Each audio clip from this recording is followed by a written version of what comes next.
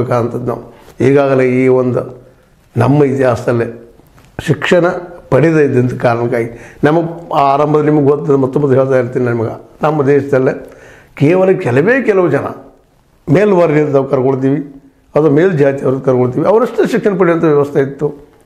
ಹೀಗಾಗಿ ನಮ್ಮಲ್ಲೇ ಚತುರ್ವರ್ಣಗಳು ಬಂದು ಆ ವರ್ಣಗಳ ಕಾರಣಕ್ಕಾಗಿ ಅವರು ಡಿವೈಡ್ ಆಫ್ ದ ವರ್ಕ್ ಅಂತ ಹೇಳ್ಬೋದು, ಅದನ್ನು ಲೇಬರ್ ಅಂತ ಹೇಳ್ಬೋದು ನಾವು.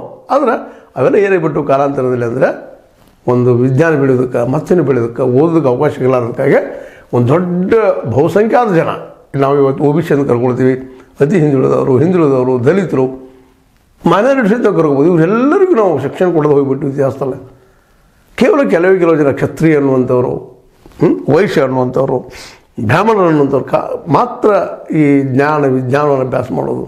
ಅದು ಸರಿಯಾಗಿ ಅಭ್ಯಾಸ ಮಾಡದೇ ಹೋದರು. ಅಲ್ಲೂ ದೈವತ್ವನ ಹೆಚ್ಕೊಂಡ್ರು, ದೇವರು ನಮಗೆ ಎಲ್ಲ ಕೊಡ್ತಾನಪ್ಪ ಅನ್ನುವಂಥ ನಂಬಿಕೆಯಲ್ಲಿ ಮುಂದುವರೆದ್ರು. ಅದು ಒಂದು ಕಡೆ ಚಾಣಕ್ಯರು ಭಾಳ ಒಂದು ತಮ್ಮ ಅರ್ಥಶಾಸ್ತ್ರ ಹೇಳ್ತಾರೆ, ಖಚಿತವಾಗಿ ಹೇಳ್ತಾರೆ. ಏನಪ್ಪ ಅಂತಂದ್ರೆ ದೇವರು ಅನ್ನುವಂಥದ್ದು ನಾವು ಸೃಷ್ಟಿಸಬೇಕಷ್ಟೇ, ಅದು ದೇವರು ಇದನ್ನಂತ ಓದಲ್ಲ, ರಾಜನಿಗೆ ಬುದ್ಧಿ ಹೇಳ್ತಾರೆ ಅವರು. ಯಾಕೆ ದೇವ್ರು ಬೇಕಪ್ಪ ಅಂದರೆ ಕೇವಲ ಕೆಲವೊಮ್ಮೆ ಅನಾವೃಷ್ಟಿ, ಅತಿವೃಷ್ಟಿ ಏನೋ ಕಾರಣದಕ್ಕಾಗಿ ನೈಸರ್ಗಿಕ ಆಪತ್ತು ಬಂದಾಗ ಒಂದು ದೈವವನ್ನು ಪೂಜೆ ಮಾಡ್ಕೊಂಡು ದಾಟ್ಕೋಬೇಕಾಗ್ತದೆ. ಜನರಿಗೆ ನಾವು ತಿಳಿಸಿ ಹೇಳಿ, ಆದರೆ ನಾವು ನಂಬಬಾರ್ದು ಅದನ್ನು, ಇದು ಕರೆ ಅಂತೇಳಿ, ದೈವ ಕರೆ ಅಂತೇಳಿ ನಂಬಬಾರ್ದು. ರಾಜ ಗೊತ್ತಿರ್ಬೇಕಾದ್ರೆ ಜನಸಾಮಾನ್ಯರಿಗೆ ನಾವು ಅನಿವಾರ್ಯ ಕೆಲವೊಮ್ಮೆ ಹೇಳ್ಬೇಕಾಗ್ತಲ್ಲ ಅಂತ ಮಾತನ್ನು ಹೇಳ್ತಾರೆ. ಅಂದ್ರೆ ಅವ್ರಿಗಾದ್ರೂ ಗೊತ್ತಿತ್ತು ಅಂತ. ನಾವು ಸ್ವತಃ ದುಡ್ದು ಈ ಕಲ್ಟಿವೇಷನ್ ಮಾಡಿಕೊಂಡು ನಾವು ಇದನ್ನು ಮಾಡ್ಕೊಳ್ಳೋಕ್ಕೆ ಸಾಧ್ಯದ, ಗಟ್ಟಿ ಆಗ್ಲಿಕ್ಕೆ ಸಾಧ್ಯದ, ಒಳ್ಳೆ ಗೌರ್ಮೆಂಟ ಅದು ಒಳ್ಳೆ ಗೌರ್ನೆನ್ಸನ್ನು ಒಂದು ಒಳ್ಳೆ ಗೌರ್ಮೆಂಟ್ ಆಗ್ಲಿಕ್ಕೆ ಸಾಧ್ಯದ ಅಂತೇಳಿ ಅವತ್ತು ಆಳಿದ್ದಾಗ ಸಹಿತ ಹೇಳಿದ್ರು ಅವರು. ಇವತ್ತು ಸಹಿತ ಅನೇಕ ತಜ್ಞರು ಹೇಳ್ತಾ ಇದ್ದಾರೆ ಯಾವಾಗಲೂ ರಾಜಕೀಯದಲ್ಲಿ ಧರ್ಮ ಸೇರಬಾರ್ದು ಅಂತ. ಇವತ್ತು ಧರ್ಮದಲ್ಲಿ ರಾಜಕೀಯ ತಾನಾಗಿ ಹೊಂಟದ. ಹೆಂಗೆ ಅಂತ ಹೇಳ್ಬೇಕಾಗಿದೆ ಇವತ್ತು ನನಗೆ ಹೇಳಲಿಕ್ಕೆ ಆಗ್ತಾಯಿಲ್ಲ. ಇವೆಲ್ಲರೂ ಮಾಡೋದು ನೋಡಿದ ಎಲ್ಲ ನಾಯಕರ ಬಗ್ಗೆ ಮಾತಾಡ್ತಾ ಇದ್ದೀನಿ. ಇವತ್ತು ಒಬ್ರದ್ದಲ್ಲ, ನಾವು ಎತ್ತು ಹೊಡ್ತಾ ಇದ್ದೀವಿ ಅಂತ.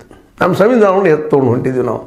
ನಾವೆಲ್ಲರೂ ಕೂಡಿ ಬದುಕಬೇಕಾಗಿದೆ, ಕೂಡಿ ಬಾಳ್ಬೇಕಾಗಿದೆ, ಜೊತೆಗೆ ಬೆಳಿಬೇಕಾಗಿದೆ. ಬರೀ ಬಾಳೋದಷ್ಟೇ ಅಲ್ಲ, ಬಾಳೋದಕ್ಕೆ ಭವಿಷ್ಯ ನಿರ್ಮಾಣ ಮಾಡಿಕೊಡ್ಬೇಕಾಗ್ತದೆ. ಆಗ್ಯದ.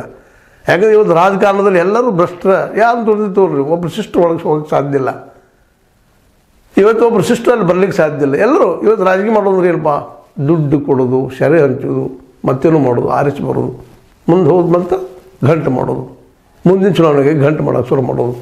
ಹೀಗಾಗಿ ಇವತ್ತು ಏನಾಗಿಬಿಟ್ಟದಪ್ಪ ಅಂದ್ರೆ ರಾಜಕೀಯ ಅತಿ ಭ್ರಷ್ಟಗೊಂಡಿದ್ದಕ್ಕಾಗಿ ಅನಿವಾರ್ಯವಾಗಿ ಮೋದಿಜಿ ಅಂತ ಒಬ್ಬ ಧಾರ್ಮಿಕ ನಾಯಕರಾಗಿ ಹುಟ್ಕೊಳಕ್ಕೆ ಹತ್ತಿದ್ದಾರೆ ಈ ದೇಶದಲ್ಲಿ.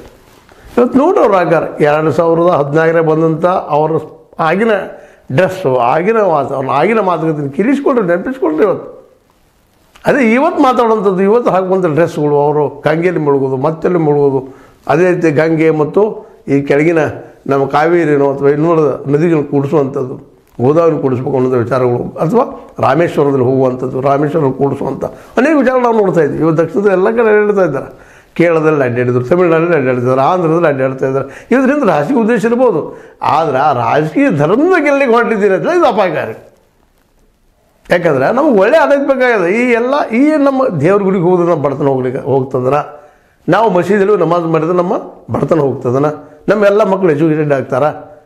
ಏನಿದೆಲ್ಲ ಕೇವಲ ಇಸ್ಲಾಮನ್ನು ವಿರೋಧಿಸ್ತಾ ಹಿಂದೂ ಧರ್ಮವನ್ನು ವೈಭವೀಕರಣ ಮಾಡ್ಕೊಳ್ತಾ ನಾವು ಹೋದ್ರೆ, ಅಥವಾ ಇನ್ನೊಂದು ಧರ್ಮವನ್ನು ನಾವು ಏನಪ್ಪ ಅಂದ್ರೆ ಹೇಳ್ತಾ ಇನ್ನೊಂದು ಧರ್ಮದ ಬಗ್ಗೆ ನಾವು ಸಣ್ಣದಾಗಿ ವಿಚಾರ ಮಾಡ್ತಾ ನಮ್ಮ ಧರ್ಮ ಶ್ರೇಷ್ಠ ಅಂತ ಹೇಳ್ತಾ ಕೇವಲ ಧರ್ಮವನ್ನು, ಗುಡಿಯನ್ನು, ಜಪವನ್ನು, ರಾಮನಾಮವನ್ನು ಜಪಿಸಿದ್ರೆ ನಾವು ವಿದ್ಯಾವಂತರಾಗ್ತೀವ, ನಮಗೆ ಶಿಕ್ಷಣ ಸಿಗ್ತದೆ, ಎಲ್ಲರಿಗೂ ನಮ್ಮ ಬಡತನ ಹೋಗ್ತದ, ನಾವು ಜಗದ ಶ್ರೇಷ್ಠ ರಾಷ್ಟ್ರ ಆಗ್ತೀವ.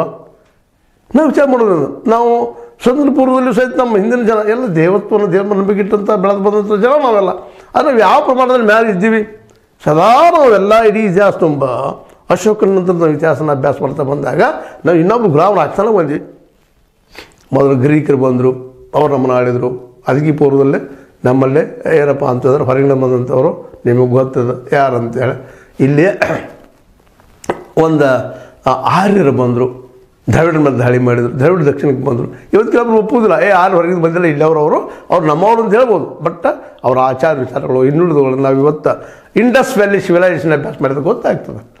ಅವ್ರು ಹೇಗೆ ಕುದುರೆ ಯೂಸ್ ಮಾಡ್ತಾಯಿದ್ರು, ಯಾವಾಗ ಬೆಳೆಸಿದ್ರು, ಇಲ್ಲಿಯ ಒಂದು ಮೂಲ ನಿವಾಸಿಗಳನ್ನ ಹೆಂಗೆ ಸೋಲಿಸಿದ್ರು, ದಕ್ಷಿಣಕ್ಕೆ ಹೆಂಗೆ ಓಡಿಸಿದ್ರು, ಇತಿಹಾಸಕಾರರು ಹೇಳ್ತಾ ಇದ್ದಾರೆ. ಇತಿಹಾಸ ಸತ್ಯಗಳಿದ್ದವು.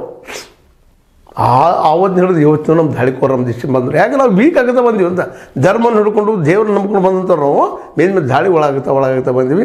ಅವ್ರು ಹೊಸ ಧರ್ಮನ ಹುಟ್ಟಿದ್ರು ಸಹಿತ